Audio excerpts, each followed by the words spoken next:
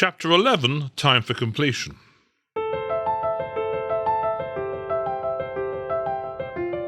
In this latest episode of the podcast, arising out of the publication of the 4th edition of Wilmot-Smith on construction contracts, I'm going to be talking to Nicholas Higgs, a barrister at 39 Essex, who was involved in the production and editing of Chapter 11, Time for Completion. Nick, was this the first book that you book editing exercise that you'd been involved in over the years? It's not the first, but it's the one I've been most interested in. I did help on Shackleton on Meetings previously, which, well, there we are. Whilst fascinating, is maybe not my core area of competency.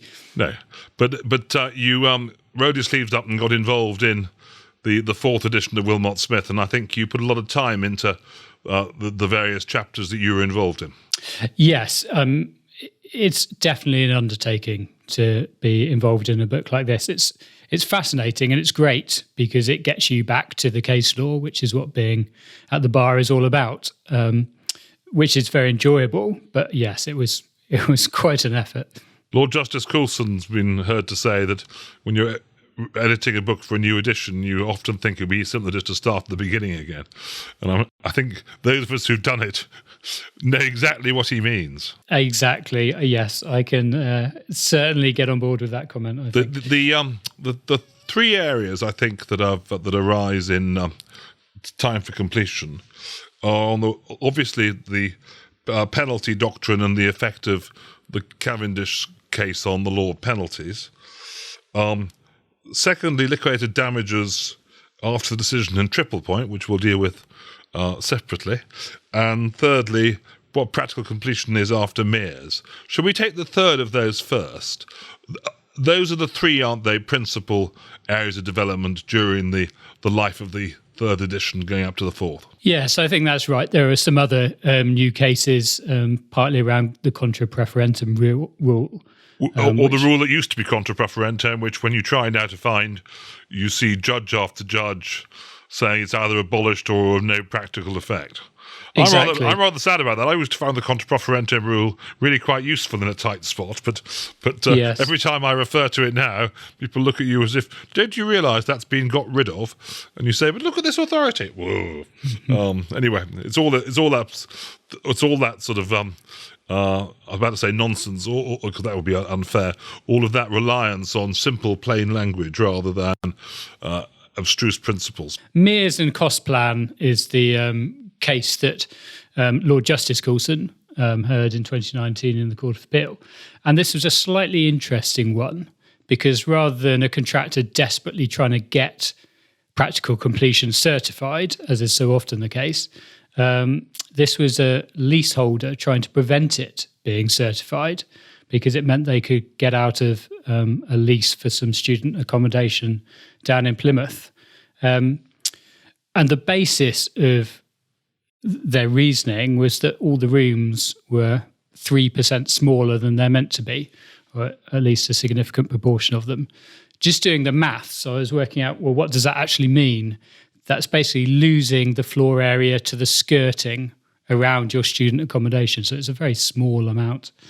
And the general thrust of what came out from Mears was that, helpfully, Lord Justice Coulson said, practical completion is easier to recognise than define, which sounds like a typical judicial remark, which is of some use, but not great help to us. But the short point is, it hasn't got to be perfect, isn't that stripped of all the verbiage? Exactly, yes. It's got to look like it's practically complete. I think you could almost sum up Mears as. And effectively, they were following some of the old decisions of the ORs, weren't they? Yes, who had taken a fairly pragmatic view of things, and it's returning to that pragmatism to a certain extent, I think. I don't want to detract from the intellectual analysis in the book, but for me, the most significant thing about Mears is the fact that Lord Justice Newey is approving the decision of His Honour Judge John Newey, Queen's Counsel. For me, that was very sweet because John Newey is one of the most underappreciated construction law judges ever. He was a marvellous judge, and the fact that he made steered the ORs through very difficult territory. And when he departed, sadly, things didn't improve for a while. But the fact that his son, now Lord Justice of Peel, was able to approve his father's decision struck me, old softy as I am, as very nice.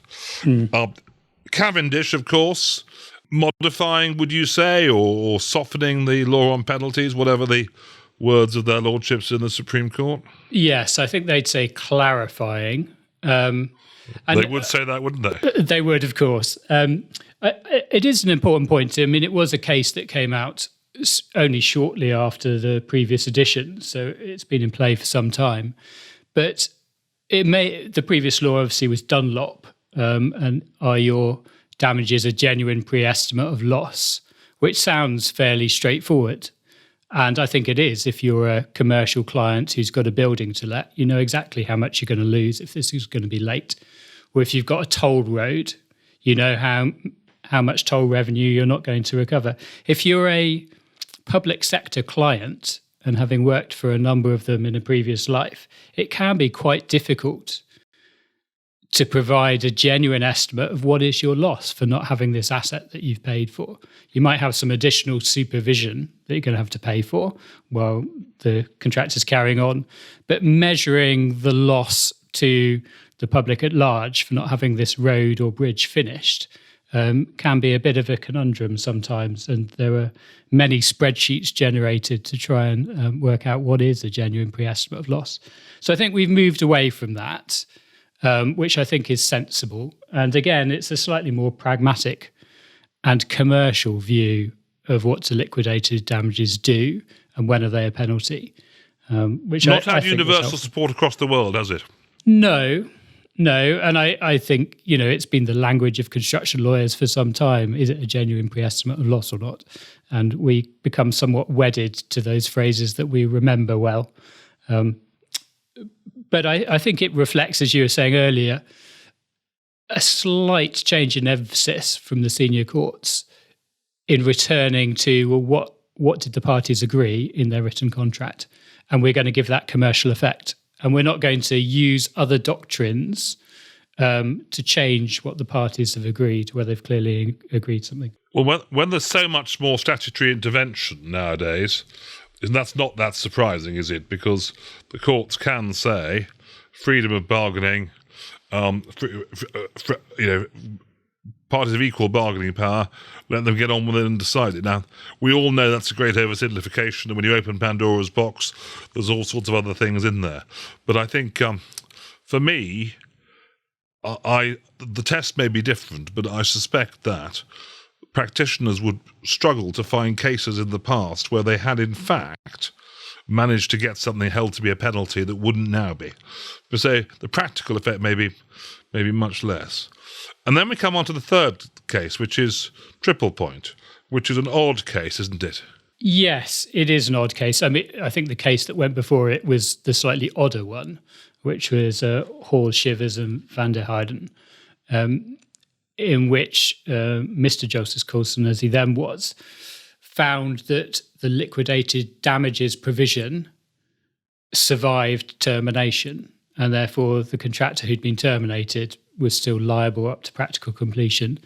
And I think many people thought that sat a little oddly. And Triple Point really is just correcting that, I think. Well, let's just see what the Supreme Court say. I argued that in November, and we're awaiting judgment. For anyone that is interested in either the law of liquidated damages or blood sports should go onto the Supreme Court website and watch the debate between me and several of the justices. A fascinating experience, which I really enjoyed.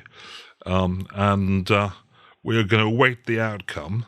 I'm very glad that the book has been published before the Supreme Court gives its judgment on the case, because the worst thing of all would have been for there to have been a decision that came out just before the book to put the book out of date before it was even published. It's funny when you're editing a book how you see things through slightly different eyes. The timing of the judgment is most important to the timing of your to the timing of the next edition of your book. Certainly, Triple Point in the Supreme Court will be very much part of the consideration of the next edition of Wilmot-Smith on construction contracts. Of course, because we're all scarred by this experience, we're starting this next edition now so as to avoid the last-minute sprint. We want to turn this into a marathon rather than a sprint over 10 miles. So thank you very much for your work on it, and thank you very much for joining me this afternoon to share some of it. Perhaps we can update this podcast when the Supreme Court gives the decision in Triple Point. Exactly. Well, great to talk to you, Paul. Thank you very much.